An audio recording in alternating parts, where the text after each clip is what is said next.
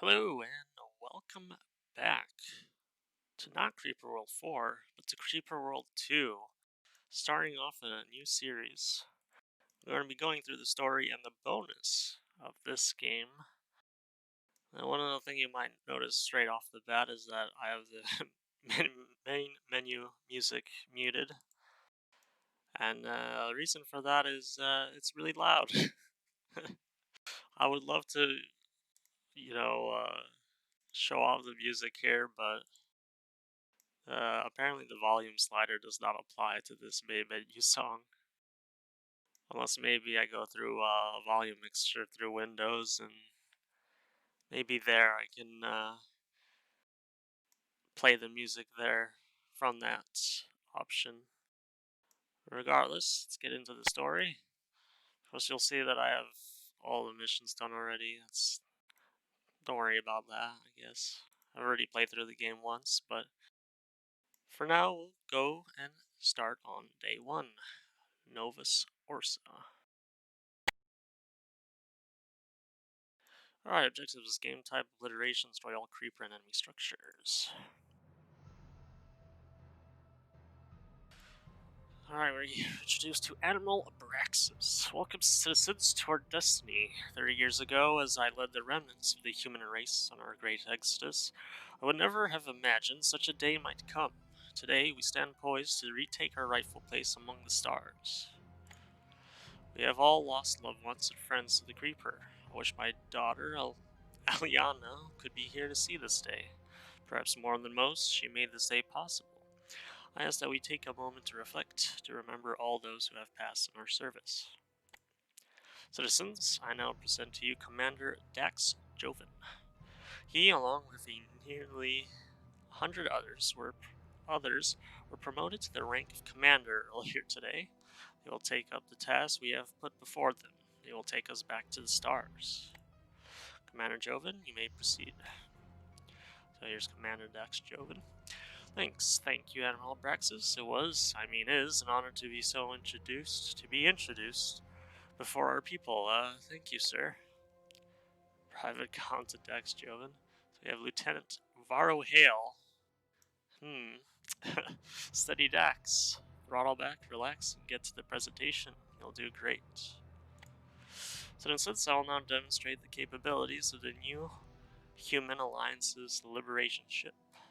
These vessels represent the pinnacle of NHA technology pioneered by Aliana, Dr. Abraxas. Without Dr. Abraxas, we would not understand how the creeper functions and would not be able to combat it so effectively. Without further delay, I will now demonstrate how a typical planetary scrub is expected to proceed.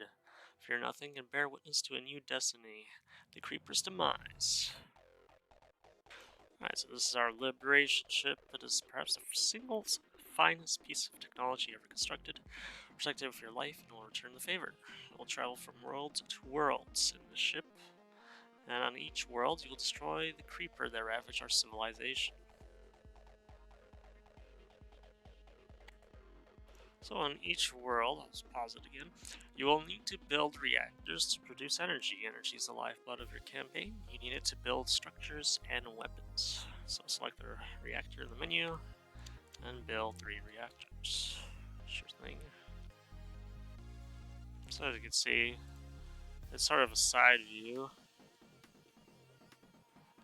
Pause there. Okay, excellent. Every time you build will consume energy as packets are distributed by the liberation ship and make their way to the item being built.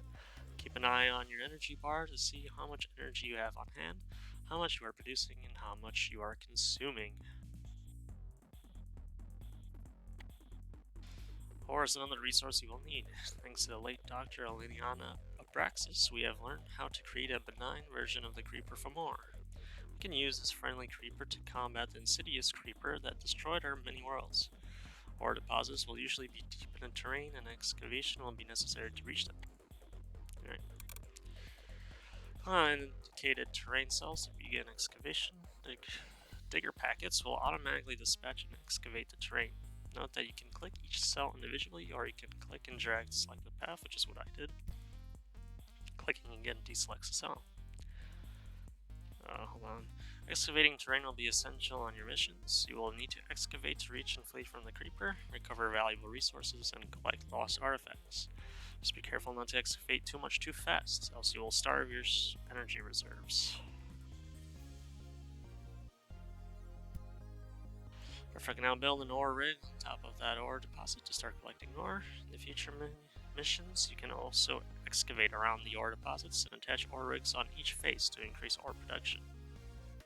Right, so that's where also the build direction comes in handy. You see right to the right of the gravity display, build direction is showing you what directions you can build, obviously. So right now we can only build from the top. In later missions, we'll probably be able to build all around or just one way, depending on how that goes. Another thing is that gravity is 1g downwards, so it's pushing down this creeper that's over here, but we haven't done anything with. Watch the ore indicator at the top of the display to see how much ore you have. You have a maximum amount of ore that can be stored at any one time. Once this amount has been reached, any ore rigs you have will stop mining ore. As you consume ore rigs will automatically begin mining fresh ore to replace your stockpiles. Each ore deposit has a finite amount of ore. Hover over the ore deposit and note the status display at the bottom. Note the status display at the bottom of the screen, of course. So here we can see that it's an ore deposit. It has 2,000 ore. Alright, now it's time to take out some creeper. There's a nice large pool of creeper below the liberation ship. It's just sitting there since there are no emitters to increase its volume. It is ripe for destruction. Click the red weapons tab below. Press W instead. And build a blaster where indicated. Okay. You can also see these beacons here that are lighting up the way because there's fog of war technically.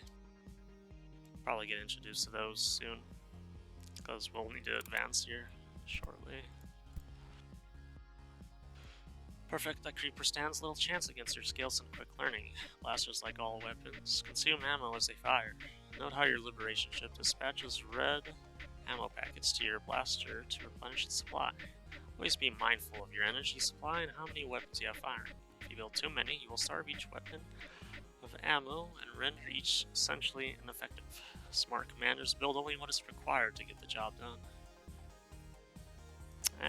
Not necessarily the truth.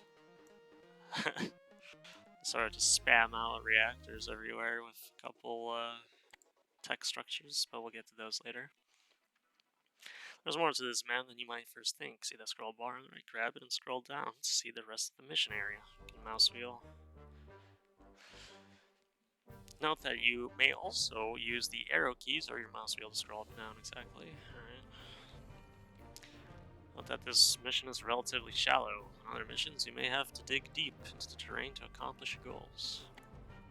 Before we proceed, you should take careful note of the new wireless packet technology we have developed. Packets automatically travel through the air to their target location. This is accomplished by another of Dr. Brax's innovations, the Phantom Energy Field. We're now able to power weapons and packets remotely. To accomplish this, we must build beacons that project the Phantom Energy Field. These beacons will light up an area and allow packets, weapons, and structures to function in that area. Scroll the map down and build a beacon where indicated.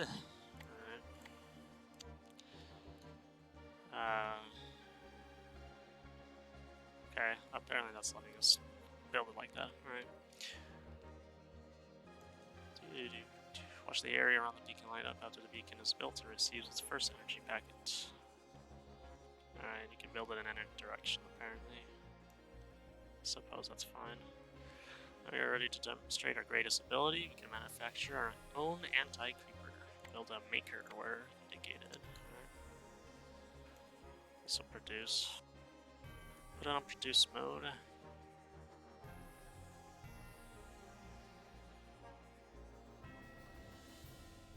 I'll just have some fun with that.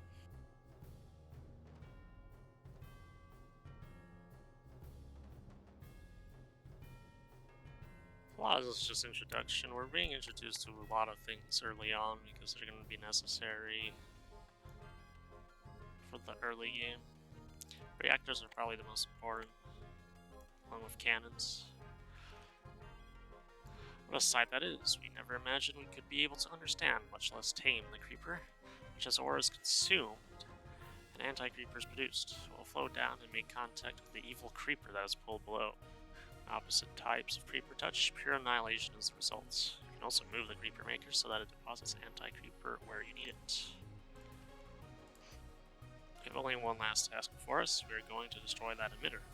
Emitters are impervious to all weapons. Even a friendly creeper will harm them. Leave it to Dr. Abraxas to come up with the nullifier. The nullifier module somehow causes the emitter to slip in between realities. It slides between our universe and the next. Trapped in this region, the nullifier alters the rules of physics and around the emitter, making it impossible to actually destroy the thing. Our best scientists still don't really understand how it operates, but for Dr. Abraxas, it was obvious. Final task is to build a nullifier where shown. Right?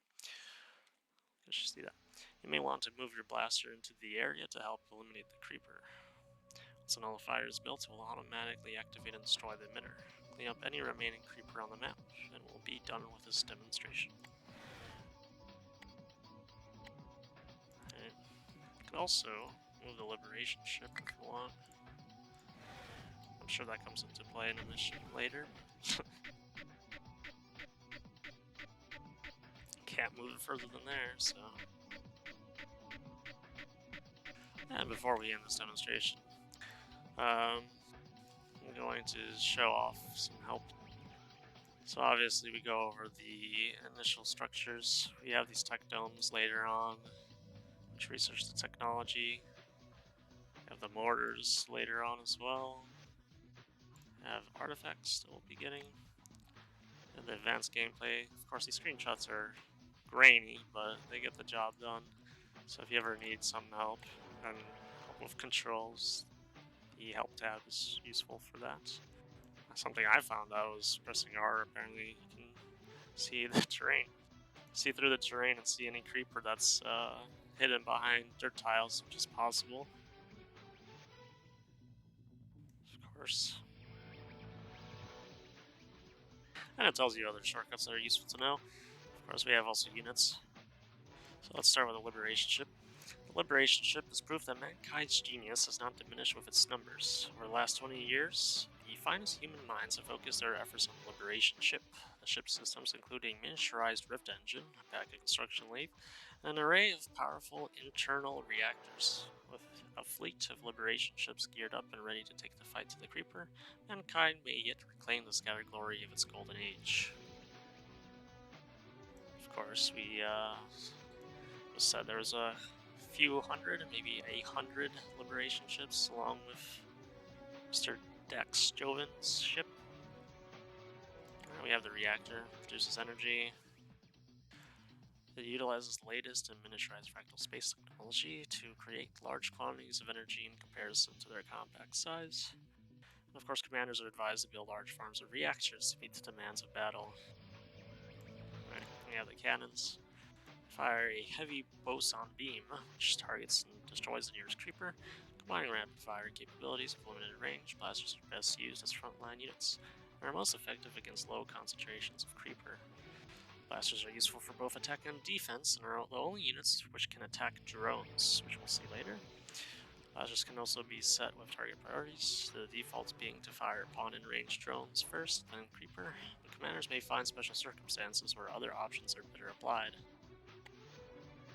Alright, so obviously ore rigs extract ore from deposits. They are used to create Maker's AC, and they can operate in any directions. Okay. Which I wanted to get to that. So ore rigs and beacons can operate in any directions. Additional beacons must be built to extend your operation area. Units located outside the energy field remain inactive until beacon coverage is restored. Right. Is that true? Hold on. Let's see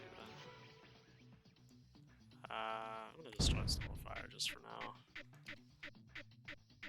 also going to speed it up. So we can speed it up with the comma and period key.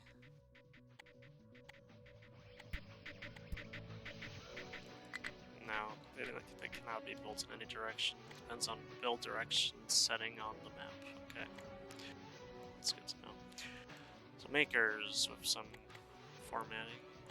Okay, whatever that was. I guess that was ore rig on top of maker. Or at least maker was on top of ore rig. So I just showed the O and the G a little. Makers use ore to synthesize anti-creeper. Anti-creeper is a potent weapon which attacks creeper, damages drones, and blocks enemy packets. Makers can be set to make anti-creeper at single, double, or quadruple speeds. The consumption of ore increases in proportion to the rate which anti-creeper is produced. Makers normally emit anti-creeper as it is produced, but if a maker is set to charge, the anti-creeper will be stored eternally in a storage tank. This tank can be emptied or burst, and the contents instantly released. This burst operation can produce a powerful wave of anti-creeper. So maybe you want to do burst and then produce, if you have AC stored up. Or ammo, yeah, pretty much AC stored up in the maker already. Makers can also be set to vacuum anti-creeper and convert it back into ore. Commanders are urged to upgrade their ore storage to accommodate larger quantities of ore should this mode be used. That's a good tip. Of course, lastly, we have the Nullifier. Nullifiers are your only means of destroying creeper emitters and drone gateways. Nullifiers cannot be moved and must be protected until they deliver their timed payload. Wonderful. Alright. So of course, you have a standard strategy tips as well, which just add-ons to the advanced and basic gameplay tabs. Alright, now we'll rebuild this nullifier, just considering we can't deactivate it in any way, apparently. We can only destroy a nullifier.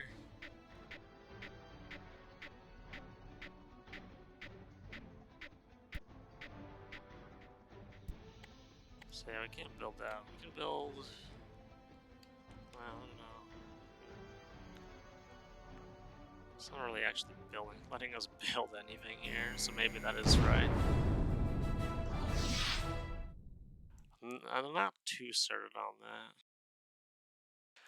I'm not too certain on whether or not we can actually do that properly. Alright, so let's move on to day 2 for York. Of course, standard game type of obliteration. We'll be seeing that a lot. It was quite the speech you gave yesterday, Dax. Well, apart from the false start, the stuttering, stumbling, and the bits when you said Aliana instead of Dr. Abraxas. Varo hail. Yes. I'm glad someone enjoyed it. Maybe I shouldn't have slept through a public speaking class at the Command Academy.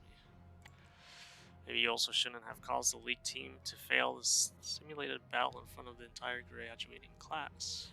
It was quite amusing, but you're lucky they let you off with giving the presentation.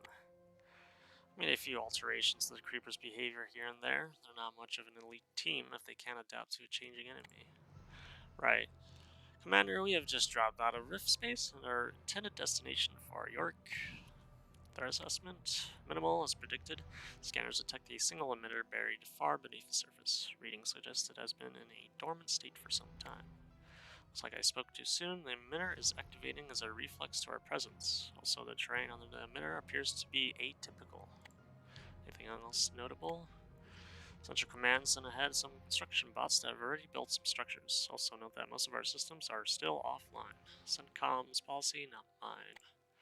So far, York was once a great colony and one of the first to fall to the creeper. CENTCOM will no doubt be monitoring our progress here carefully. That's all, let's get to it. I sure wish Eliana was around to see this. Alright, so we got a build blast, destroy all creeper, and Nullifier destroy the emitter, right? Okay, I didn't forget.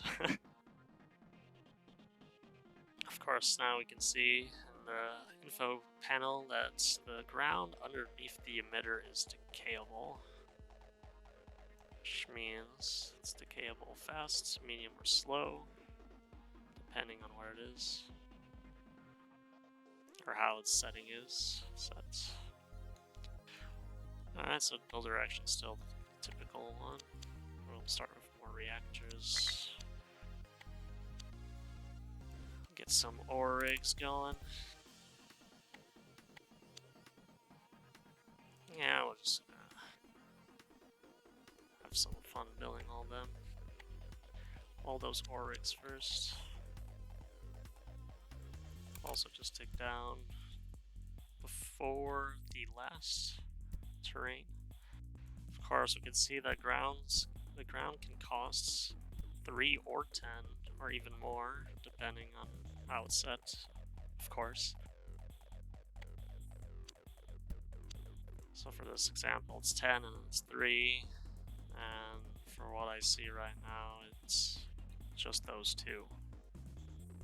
Anyways, we'll start producing 4x.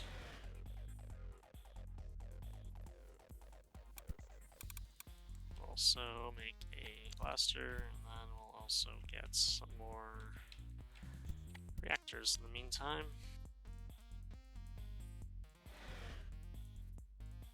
Also just build a beacon. Okay, so beacons can't be placed in any direction. Let me just test out that ore rig thing again and actually see if that's the case.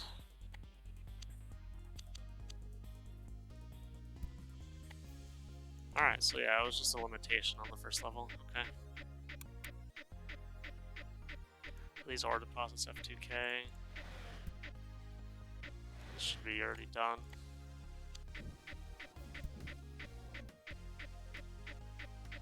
In fact, we'll just destroy. Yeah, we'll just leave that then. Put this maker closer.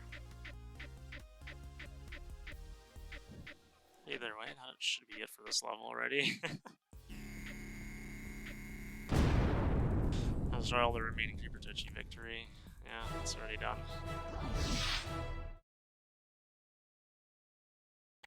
That was a faster one. Day 3, Taurus. Dax, I took the liberty of reading your debriefing on the Far York mission before sending it to CENTCOM. You put considerable emphasis on the creeper eroding the terrain. A lot of good it did. CENTCOM said they would take my battle report under advisement in order me to continue with the next planetary scrub. Animal Abraxas would never have been so dismissive. CENTCOM is governed by a bunch of bureaucrats. Dax are broadcasting live to CENTCOM. Report on our current situation, Lieutenant. Varro cut the feed. We were right at Taurus, the first world-noted city passed through on its flight from the creeper. 2 deep emitters have just become active. There are also a number of creeper pools to take care of and a significant amount of ore on the planet. Right. Lieutenant, are there any other details I should be aware of? Cut the feed, Varro, cut it. Yes, Commander, CENTCOM have enabled the tech dome structure, which allows us to upgrade key systems. Feed cut. Managed to disable the feed. Dax, I'll start it back up in a few minutes and blame it on solar flares. I sure hope they didn't catch everything you said. I guess that's where we differ, Varro. I hope they did. Reactivate the feed in a few minutes and let's give them the show they are looking for. Alright, so build tech domes to generate tech knights. Each time you build a tech dome, the price goes up. Click the text button in the command bar to spend tech knights on technology upgrades. Right. So as you can see, quite the number of upgrades. We'll go over those soon. First, reactors. Oh yeah, there's some scalable terrain here. Actually, we want to destroy that reactor. Alright, anyways, let's get to the help tab and go under units. So, of course, tech domes doesn't tell us much more information than we already know. That's fine. We can also start building one of those. It did take quite a bit of time to produce, considering that they cost more and more every time you build one. Now, make a maker.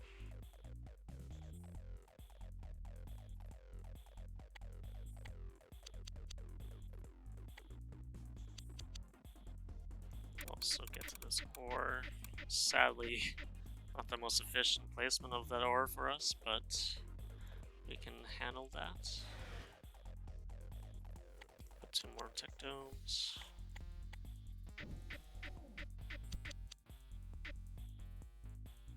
Move the liberation ship closer. Could actually move it through here if I dug it out, but I'll be fine.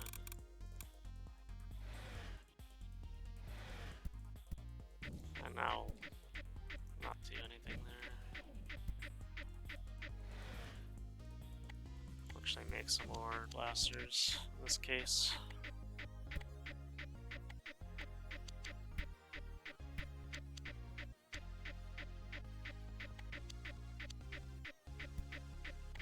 Make a bit more tech domes.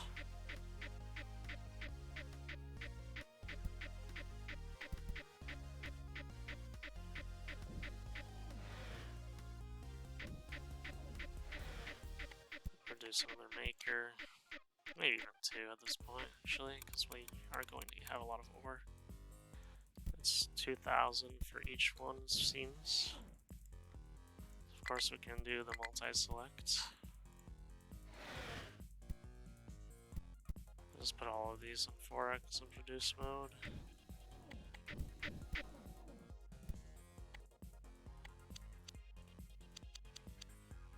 So put a beacon down there. The beacon over here.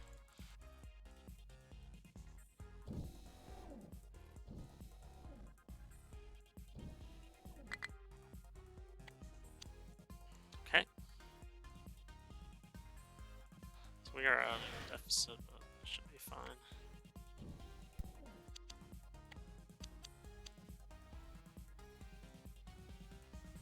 We are doing a lot at the same time.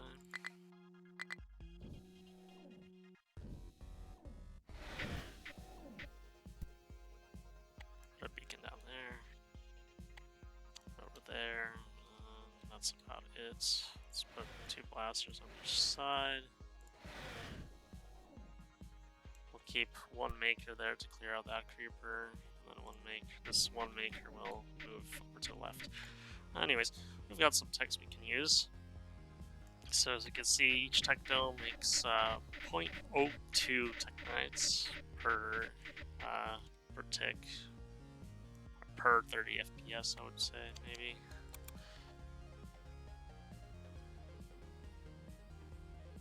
Every 30 frames, yeah, I'll just say every 30 frames to be more simple. Of course, we can increase energy storage, so that'll make it go from 20 to 60. Increase ore storage by 100, so that'll put it to 120 instead of 20. We can increase packet speed, which is useful. Currently, it'll be less useful later on for a different unit's purpose. We have improving reactor, ore rig, and tech dome efficiency by 10%. We have increasing beacon range. We have decreasing unit cost by 20%. This is nice if you're in a rush. And of course we have our offensive upgrades, which are increasing weapon move speed, weapon range, or weapon fire rates. As you can see, most useful ones are the ones that cost the most, so of course it doesn't hurt to have some more energy storage for those bigger building projects. Anyways, let's get the sulfire down.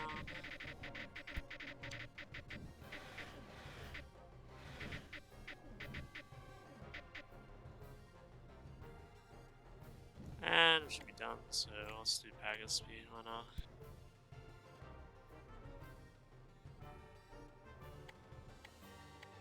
Not bad, we'll also increase it, so...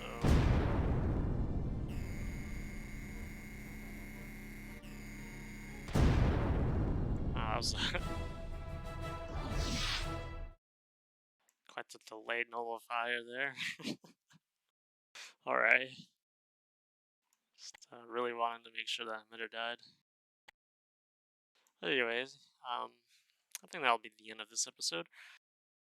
So we made it through 3 days, got a general grasp of all the starting missions, and of course, going to be prepared for the next day in the next one. Of course, if you made it this far, thank you for watching. I hope you have a wonderful day or night wherever you are, and I will be seeing you on the next one. Farewell for now.